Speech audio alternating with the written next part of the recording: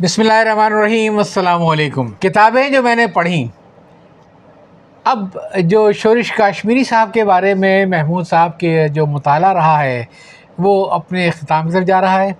اور پچھلی 3 قصوں میں آپ نے دیکھا شورش کاشمیری صاحب کے بچپن کے بارے میں، اور پھر یہ کہ ان کا شاعری کا ذوق کیسے آیا، پڑھنے کا شوق کیسے آیا، ان کے جو وجہ شہرت تھی، اور پھر سب سے عمدہ جو آپ نے مجھے بتایا جو ہمیشہ یاد رہے گا کہ ان کی دوستیاں اور ان کی دشمنیاں، ان کے لو اینڈ ہیٹ. پھر آپ نے ہمیں کچھ ان کے بارے میں کچھ اچھے بڑے اقتباسات سنائے مختلف کتابوں کے. آج جب کہ ہم اپنے اس سیریز کے آخری حصے میں آپ پہنچے ہیں تو کچھ آپ کو مجھے یاد پڑتا ہے ایک زمانے میں آپ کچھ مجھ سے ذکر کر رہے تھے شورش کاشمیری اور ماہر القادری صاحب کا. ماہر القادری صاحب کا تو میں چاہوں گا کہ آج آپ آغاز کریں شورش کاشمیری صاحب کا بارے میں ماہر القادری صاحب کی تحریروں سے اور ان کے اپنے جو جذبات سے. ماہر القادری صاحب لکھتے ہیں، وہ ایک رسالہ نکالتے تھے فاران. جی. تو انہوں نے لکھا کہ ایک دن صبح شورش صاحب کا فون آیا اور کہا، انہوں نے خاص لہجے میں کہا، میں آج صبح لاہور سے کراچی آیا ہوں اور حضور سے ملے بغیر لاہور واپس نہیں جاؤں گا. حضور شاید ان کا تکیہ کلام تھا. انہوں نے کہا کہ اچھا آپ شام کو آئیے میرے ساتھ چائے پیجیے. وقت بہت تنگ تھا لیکن انہوں نے شام کو چائے پہ بلایا، لیکن شاعر صاحب آئے نہیں. نہ انہوں نے وجہ بتائی نہ آنے کی، کہ ان کا مزاج ہی نہیں تھا. ایوب خان کا دور تھا، آزاد کشمیر میں یوم اقبال منایا. شورش کاشمیری نے بڑی دھوم دھام تقریر کی. ایوب خان کا دور حکومت تھا، بی ڈی ممبر کا دور تھا. جی. ایک پتنگا اڑتا ہوا ان کے پاس آیا. انہوں نے اسے پکڑ کر چٹکی سے مسلتے ہوئے کہا، یہ بی ڈی ممبر کہاں سے آ گیا؟ تمام مجمع بے اختیار ہنس پڑا. پھر ایک مرتبہ لائر پور جو فیصل آباد کہلاتا ہے، وہاں شورش صاحب تقریر کر رہے تھے اور آدمی ہی آدمی 1.5 لاکھ سے کم ہو کیا ہوگا مجمع، اور وہ ماہر القادری بھی اسٹیج پہ تھے. اور ایسی تقریر، ایسی بھٹو پہ تنقید کر دی کہ بقول ماہر القادری کے کہ مقرر کو اپنا مال و دولت عزیز ہے، نہ آرام و راحت سے دلچسپی ہے، اور نہ ہی اپنی جان پیاری ہے. واہ. وہ جب آتے تھے نا مخالفت پر، تو اور ماہر صاحب سے کہتے تھے، کیوں ماہر صاحب سنا آپ نے، آپ اس بات کے گواہ ہیں. اے ماہر القادری، پاکستان میں یوں بھی ہو رہا ہے. اور ماہر القادری صاحب خود لکھتے ہیں کہ میں ڈر رہا تھا کہ اس کی شعلہ بیانی کے نتیجے میں میں بھی ڈر نہ لے جاؤں. اور مشہور شخصیتوں پر تنقید کرنے میں وہ بڑے جری اور بے باک تھے. پھر ایک انہوں نے لکھا کہ دوست نوازی کی شورش کی مثال، جی، کہ فاران نے کا انہوں نے توحید نمبر شائع کیا تھا. ماہر صاحب نے. ہاں، اس کی 200 کاپیاں رہ گئی تھی. انہوں نے ایک اشتہار بھیجا چٹان کے لیے، مینیجر کو خط لکھا، اب بولا ایک اشتہار چھاپ دیجئے. اور طویل اشتہار تھا، وہ چھپا. اس کے چھپنے سے ان کے بقول 70-80 کتابوں کے آرڈر نسخے اور بک گئے.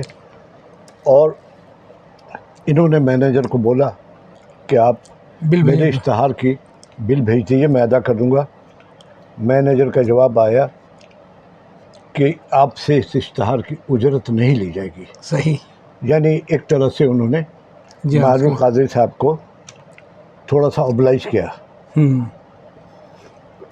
اور لکھتے ہیں ماہر القادری صاحب کہ یہ ان کی دوستی کے اعلیٰ ظرفی اور سے چشمے اور دوست نوازی کی دلیل تھی.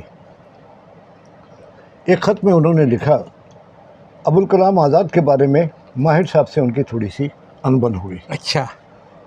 شورش ابوالکلام آزاد کو صداقت کا معیار کہتے تھے، ماہر صاحب کہتے تھے وہ ذہانت کا معیار ہیں، صداقت کا نہیں. اچھا. انگریز کے بعد انہوں نے ہندوؤں کی پیروی قبول کر لی، جو انگریزوں سے بڑا ظالم تھا. وہ وزیر تعلیم بن گئے. ان کے دور میں مسجد کو بتایا گیا کہ یہ مسلمانی کو مندر ہے جہاں مسلمان پوجا پاٹ کرتے ہیں. اچھا. اور اس طرح کی ان کے اس بنا پر ماہر صاحب کے دل میں ان کے خلاف تھوڑا سا غبار تھا. بہرحال یہ چلتا رہا اور ساحر لدھیانوی صاحب نے بھی جب پاکستان آئے لاہور میں تو ان کے قیام کے دوران شورش کے بھائی اقبال یورش کا انتقال ہو گیا. اب اس کو دفنانے کے لیے لے جا رہے تھے تو وہ راستہ جو قبرستان تک جاتا تھا وہ نظر بندی کی حدود اس سے پہلے ختم ہو جاتی تھی.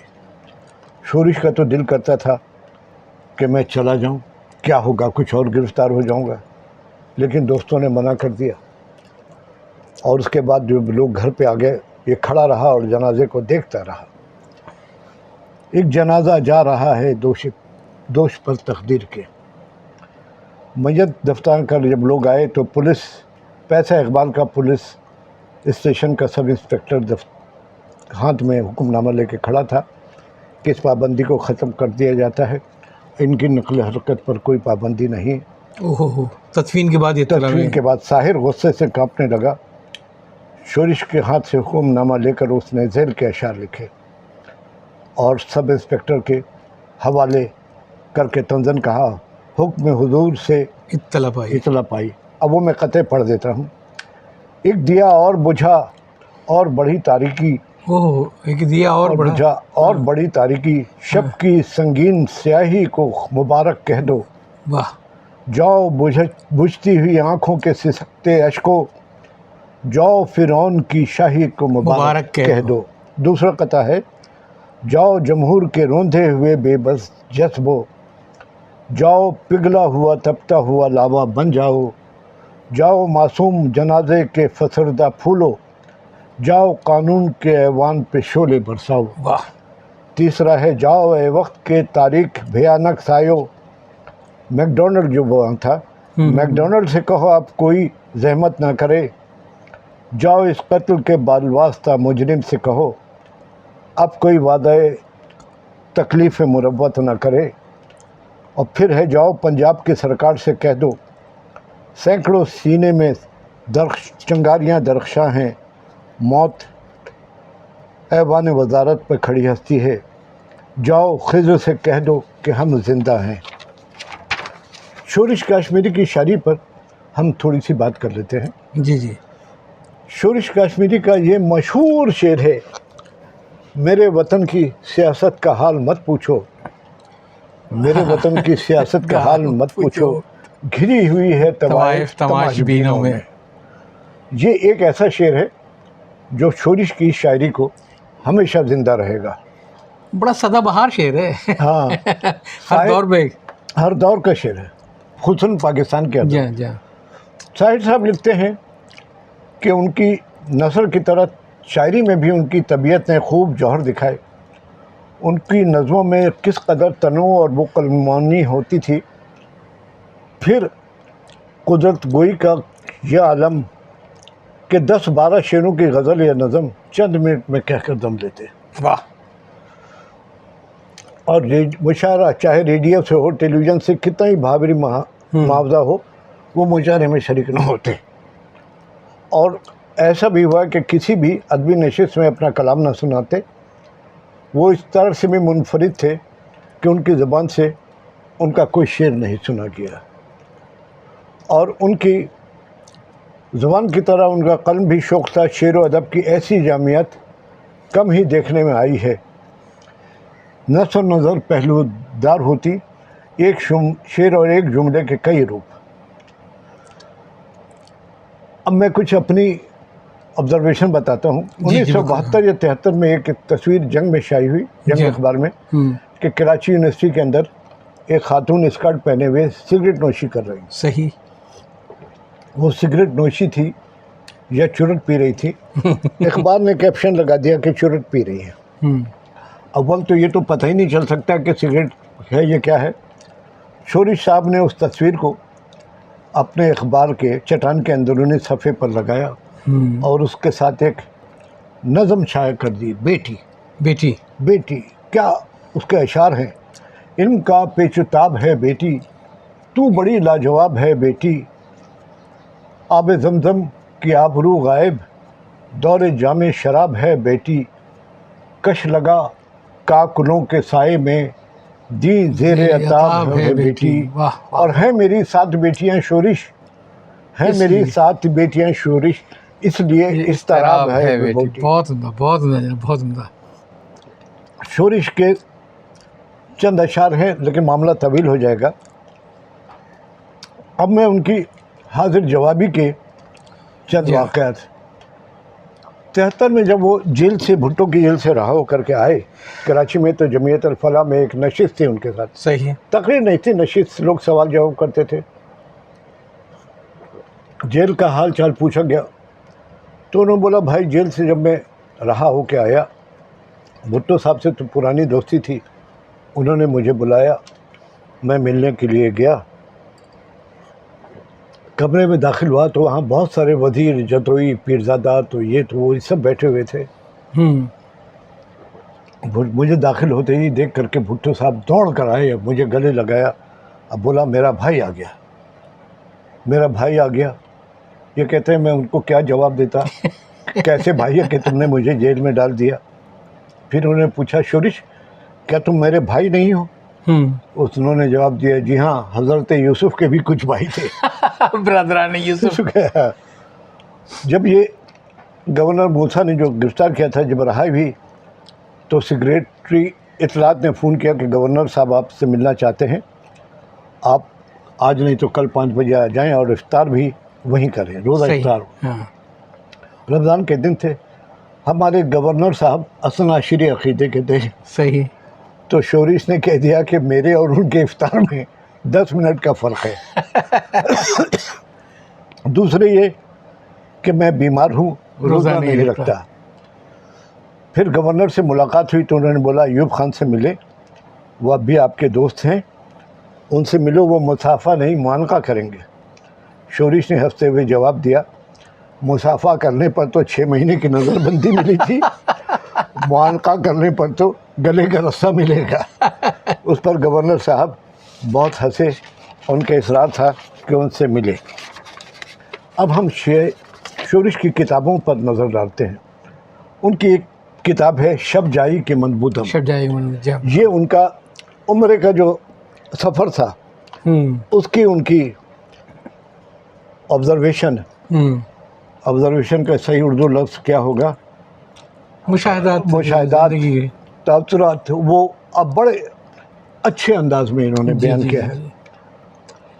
اس کے بعد ان کی کتاب ہے اس بازار میں، صحیح، جیسا کہ نام سے ظاہر ہے یہ وہ بازار کا ذکر ہے جسے بازار حسن، چکلا، کوٹھا، بالا خانہ اور نہ جانے کیا کیا نام میرے خیال میں مردوں نے دیے ہیں۔ جی جی جی۔ شورش لکھتے ہیں کہ وہ 3 برس تک وہاں گھومتے رہے، اچھا، اور 600 طوائفوں سے انٹرویو کیا انہوں نے، اور شورش کا انداز تحریر بھی بڑا غضب کا ہے۔ سینکڑوں عورتوں سے ہم کلامی کا موقع ملا، کئی آہو چوکڑی بھول گئے، کئی بلبلوں نے چہچہانا چھوڑ دیا، یہ بھی ہوا کہ راتیں آنکھوں میں کھڑ گئیں، بارہا ان کی چلتی پھرتی لاشوں کو جھنجھوڑا، ان کے قہقہوں کو فوارے خون میں ڈھالا، ان کے گیتوں کی تانیں توڑ ڈالی، ان کے زاویہ ہائے رقص بدل دیے، ان کی مسکراہٹوں کو آزردہ کیا، انہیں رونا سکھایا، اور جو کچھ ان کے دل میں تھا اگلوا لیا۔ اللہ کا شکر ہے کہ دامن آلودگیوں سے پاک رہا۔ بڑی بات ہے یہ دل کی نیکی نہ تھی، مجھے دل کی صحت پر ہمیشہ شبہ رہا ہے۔ واقعہ یہ ہے کہ قدم جو راہ محبت میں ڈگمگائے میرے، ہر ذرہ پکار اٹھا کے دیکھتا ہوں میں۔ تقریباً 600 لڑکیوں سے فحاشی کے اسباب کی چھان پھٹک کی، اس میں سب سے زیادہ 600 میں سے سب سے زیادہ انہوں نے انتہائی افلاس کو اس کا سبب قرار دیا۔ اور بھی بہت ہے، میرے پاس یہ کتاب کھلی ہوئی ہے، اگر یہ پیج دکھا سکے جس میں انہوں نے یہ لکھا ہے، وہاں قریب جا کر کے نظر آ رہی ہے تو دکھا دیجئے۔ یہ 600 کا، اور 3 سال تک گھومتے رہے، اور مزہ جو اس کی تحریر کا کمال ہے، ان 600 لڑکیوں کا انٹرویو، اب پوری کتاب میں ایک لفظ بھی اخلاق سے گرا ہوا نہیں ہے۔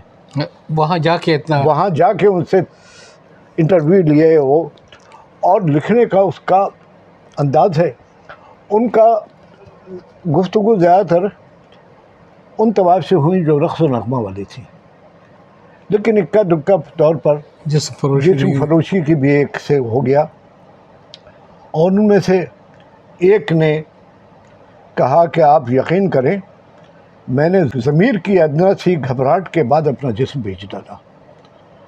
اس طرح کے جملے شروع سے آخر تک ایسے ہیں۔ اس کتاب کا تعارف عبد المجید سالک نے لکھا، انہوں نے بھی بڑی اچھی، بڑا اعلیٰ قسم کا لکھا۔ وہ لکھتے ہیں کہ دنیا میں سب سے پہلے جو چیز بیچی اور خریدی گئی وہ عورت کی عصمت تھی، اور کلاس کا جملہ ہے۔ ہاں، اور وہ انہوں نے لکھا اسلام کے متعلق کہ اسلام نے جنس کے متعلق نہایت دانشمندانہ رویہ اختیار کیا۔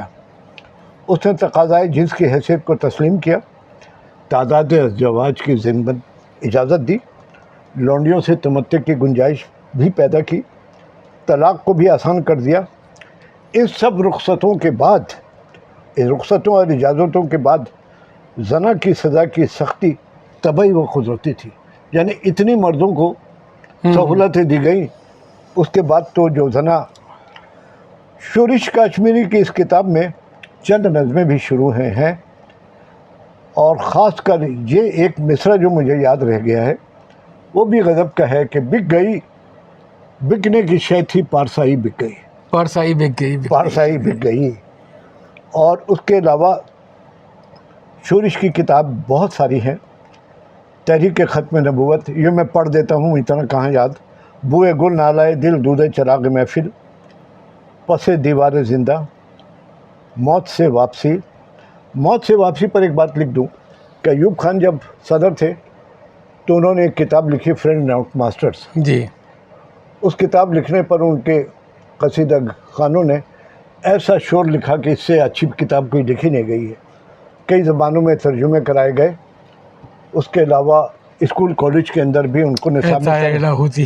ہاں، تو شورش نے اس پر ایک ڈرامہ لکھا، اور ڈرامہ بھی ایسا غضب کا جو کسی پر نام لیے بغیر زک پڑ رہی ہے۔ دربار اکبری، جو اکبر کے 9 رتن تھے، ان کے سامنے اکبر کہتا ہے کہ ہماری باتیں تو بہت پھیلی ہیں لیکن ہماری کوئی تحریر نہیں ہے۔ اس پر جو ان کے 9 رتن، ان کی جو خوش آمد میں کیا کیا کہتے تھے، یہ موت سے واپسی میں غالباً 44 صفحے پر ہے۔ اس کو تو ہر ایک کو پڑھنا چاہیے کہ ساری تنقید ایوب خان پر پڑ رہی ہے، لیکن کمال یہ ہے کہ ایوب خان کا نام اور کسی کا ذکر نہیں ہے، وہ درباری اکبر ہی بتا رہا ہے کہ ان کے 9 رتن وہ کیا کیا ان کی تعریف کرتے ہیں اور کیا کیا کرتے ہیں۔ اس کے علاوہ بہت سارے کتابیں کی تفصیل ہے۔ تمغہ خدمت ہے عطا اللہ شاہ، انہوں نے لوگوں پر بھی کتابیں لکھی ہیں، عطا اللہ شاہ بخاری پہ لکھی، ابوالکلام آزاد پہ بھی لکھی ہے، یہ ہمارے تسنیم فاروقی صاحب کی لائبریری میں ہے۔ حسین شہروردی پہ لکھی، اقبالی مجرم، اقبال اور قادیانیت، ظفر علی خان پہ لکھی ہے، میاں افتخار الدین، 9 رتن، اسلام کے غدار، اجمی اسرائیل، فیضان اقبال، حمید نظامی، مجید نظامی کے بڑے بھائی جنہوں نے نوائے وقت شروع کیا تھا۔ اس کے علاوہ یورپ میں 4 ہفتے، فن خطابت، یہ بھی ان کے فن خطابت اور ابوالکلام آزاد پر کتاب ان کے دنیا سے چلے جانے کے بعد شائع ہوئی ہے۔ اور ان کی جو بات یہ ہے، ان کے مجموعہ ہے کلام تھے، گفتنی و نا گفتنی، چیک قلندرانہ گفتم، الجہاد و الجہاد الجہاد۔ یہ ساری باتیں تھیں جو شورش کے متعلق لکھی۔ شاید آخری قسط لمبی ہو گئی، بہرحال اس میں بہت بہت شکریہ آپ کا۔ میرا خیال ہے آپ نے تو کم از کم میرے اندر تو آپ نے ایک امنگ پیدا کر دی کہ مجھے جو شورش کی کتابیں جو میں نے بہت پہلے پڑھ لی تھیں اب میں بھول گیا ہوں، جیسے آپ کی یہ کتاب ہے وہ اس بازار میں، اور جو کتابیں میں نے نہیں پڑھی، اس بازار ان کی تحریر کا ایک نادر نمونہ ہے۔ ہاں، پس دیوار زندہ بھی مجھے بہت پسند ہے۔ ہر وہ شخص جس کو لکھنے پڑھنے کا شوق ہے اس کو یہ کتاب پڑھنی چاہیے، تاکہ وہ دیکھے کہ قلم کے کمالات کیا ہے، کتنے نازک موضوع پہ قلم اٹھایا ہے اور کتنی خوبصورتی سے اس کو بڑھتا ہے۔ ایک لفظ بھی اس کے اندر انہوں نے مختار بیگم کا انٹرویو بھی شائع کیا ہے मुख्तार बेगम आगा हशर कश्मीरी की महबूबा थी, फिर उन्होंने उनसे शादी कर ली। अमृतसर की तवाइफ मतलब गाने वाली थी। आगा हशर कश्मीरी की बीवी के इंतकाल के बाद पसंद आ गई जी। तो उन्होंने बड़े मौजू पर और कई औरतों के तवाइफ में इंटरव्यू, एक ख्वाजा सरा शौकत का इंटरव्यू भी है। अब मुझे पता नहीं है किताब आजकल मार्केट में अवेलेबल है कि नहीं है, वो लोगों को ख्वाजा तलाश सरा करनी चाहिए। कहता है कि जी। अगर हम ख्वाजा सरा पैदा हो गए तो इसमें हमारा क्या कसूर है जो हमारे साथ इतना बेइज्जती और इतना तज़हीक की जाती है। और फिर पुराने ज़माने में जब नवाब के दौर थे तो ख्वाजा सराओं को औरतों की जी जी जी, खादम, जी। तो उन्होंने बोला पहले हमारे रहने के लिए महल थे, अब हमारे पास झोपड़ी भी नहीं है। और ये उस बाज़ार की में जो किताब है ना, ये तो हर को रिकमेंड करूँगा। ये ख़वातीन भी बहुत आराम से पढ़ सकती हैं। हिस्ट्री है कि ये कैसे शुरू हुई, एक लफ्ज़ भी उसके अंदर ऐसा नहीं। बहुत बहुत शुक्रिया आपका जनाब, बड़ी अच्छी रही गुफ्तगू आपसे। और मैं अपने सुनने वालों से और देखने वालों से कहूँगा कि ज़रा आप भी अपनी लाइब्रेरी में इजाज़त लें, और अगर शोरिश की कोई किताब पढ़ी हुई है आपके पास तो उसको दोबारा नए से पढ़ें, और कोशिश ही करें कि अपनी लाइब्रेरी में शोरिश कश्मीरी एक ऐत का नाम था जिसको महमूद साहब ने बड़े अच्छे तरीके से 4 किस्सों बयान किया। तो इसके साथ ही मैं आपसे याद चाहता हूँ, बहुत अल्लाह हाफ़िज़।